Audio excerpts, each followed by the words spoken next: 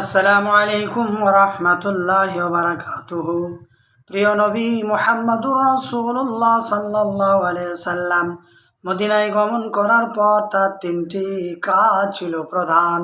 Number 1, নামাজের জন্য মসজিদ নির্মাণ করা, আনসার ও মুহাজিরদের মধ্যে ভ্রাতৃত্ব প্রতিষ্ঠা করা, রাষ্ট্র পরিচালনার জন্য সনদ বা শাসনতন্ত্র তৈরি করা।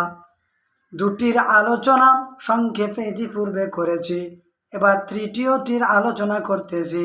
মদিনায় প্রধানত 3 শ্রেণীর লোক বাস করেছিল। তখন মদিনায় আদিম পৌত্তলিক সম্প্রদায়, বিদেশি ইহুদি সম্প্রদায়, নবদীক্ষিত মুসলিম সম্প্রদায়। এদের কারো সাথে কারো আদর্শের তো মিল ছিল না। তার উপায় আবার ছিল দলগত হিংসা বিদ্বেষ।